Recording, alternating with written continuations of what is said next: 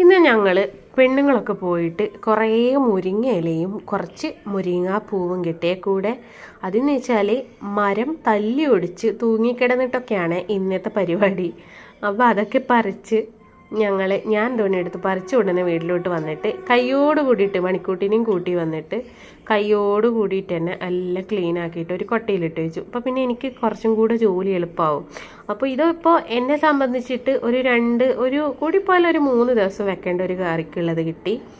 അപ്പം ഞാൻ എന്ന് വെച്ചാൽ കുറേ കൊണ്ടുവന്നിട്ട് എൻ്റെ തൊട്ടപ്പുറത്തുള്ള ദീദിക്കും കൂടെ ഷെയർ ചെയ്ത് കൊടുത്തേ.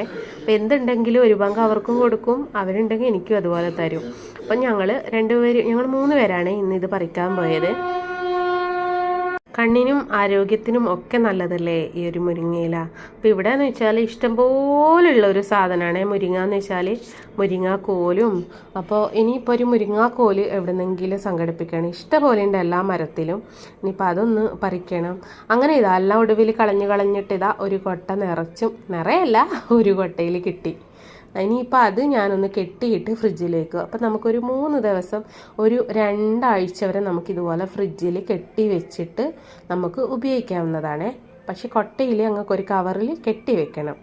അത് കഴിഞ്ഞ് വൈകുന്നേരം ഞാനെന്ത് പണിയെടുത്തു, രാവിലത്തെ ദോശമാവ് ഉണ്ടായിരുന്നേ. അപ്പോൾ എൻ്റെ അമ്മയുടെ ഉരുളിയപ്പമുണ്ട്, അതൊരു സ്പെഷ്യലാണ്. അപ്പോൾ ഉരുളിയിൽ ഇങ്ങനെ, എനിക്ക് ഉരുളിയല്ല എൻ്റേത് ചട്ടിയാണ്, ചട്ടിയിൽ പോർന്നിട്ട് ഇതുപോലെ 4 കഷ്ണമായി മുറിച്ചിട്ട് പഞ്ചസാരയും കൂടെ ചേർത്ത്